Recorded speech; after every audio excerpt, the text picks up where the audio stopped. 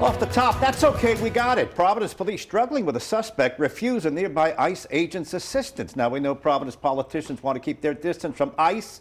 The police union, not so much, but in this case, the cops refused to help. Hello again, everybody. I'm Gene Valicenti. Yeah, they said they had it under control. Good to have you with us. I'm Patrice Wood. Tonight, we have video of the arrest, and the I-Team's Brian Crandall went right to the top for an explanation. Brian? Well, Patrice, Gene, it took Providence police a month and a half to provide us with body camera video of the incident in April. And the police chief says his officer did the right thing by saying no to ICE.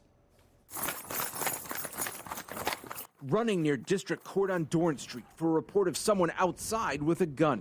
Find me a couple more cars over here to the courthouse, please.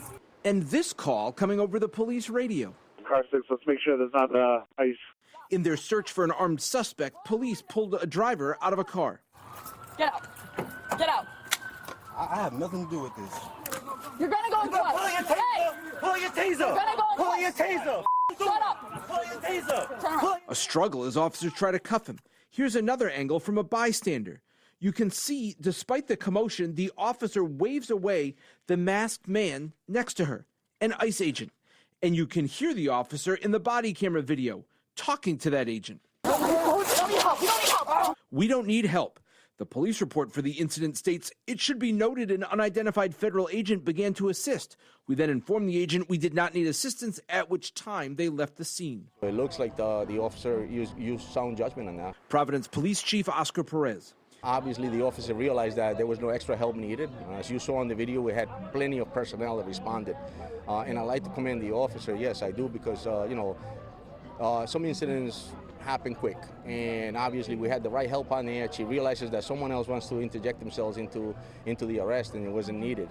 Before that interview on camera, Chief Perez told me over the phone, the last thing we want people to believe is Providence Police is working in conjunction with that agency, as he referenced public perception of ICE. So if that was a police officer from another local department who happened to be at court, because it's right there, or the FBI, do you think it would have been different? Or I think it would have been the same. I think, we trained that. Would you have taken the help under different circumstances if an officer's in danger or something like that? Absolutely. Is it fair to say, though, that you really don't want to be associated with them? You don't want to be seen like you're working together with them? No, I don't. I just think that in a specific scenario, obviously we have a policy in place that speaks about when we can assist, when we cannot assist. The policy came last year. Mayor Brett Smiley signed an order prohibiting police from engaging in immigration enforcement and requiring ICE to show judicial warrants.